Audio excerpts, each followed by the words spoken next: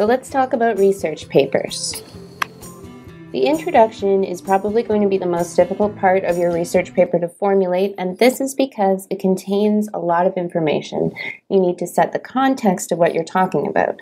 Somebody who's picking up your paper having no idea of the course material you've studied should be able to figure out what your essay is about just from reading the introduction. So to do that, provide context and an example, or two. So since this is a research paper and you're going to have to be relying on the ideas of other researchers, the introduction is also the space for your review of literature. Mention whose ideas you're going to be discussing, all in the name of good APA format. And lastly, in your introduction, you will find a hypothesis.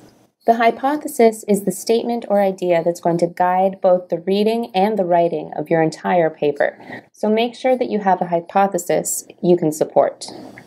Moving along to the body paragraphs of your essay.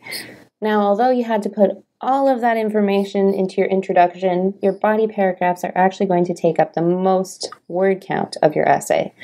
They have a very structured breakdown that includes describing your methods, so how you use the research that you found, your findings, what the research combined with your ideas led you to, and a discussion of this discovery. Remember, all of this should tie back to that hypothesis or thesis statement, as it's sometimes called, and you should be able to see through each body paragraph that all of those very clearly support your hypothesis statement. And we've arrived at the conclusion. Sometimes it's people's favorite part, and sometimes it's the least favorite part. It all depends on how well you've written your essay up to this point, because if you've done a good job supporting your thesis, you should have no problem summarizing your hypothesis, findings, and discussion.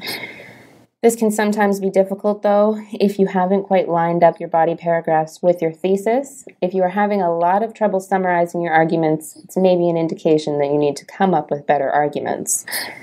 A reader should be able to skip right from your introduction to the conclusion and get the main ideas of the paper. Because let's face it, this is what we often do when we're reading research papers, and after all, we hope that our own writing is a contribution to this academic conversation. It's only fair that we give people the nutshell as they expect to find. And lastly, your references page.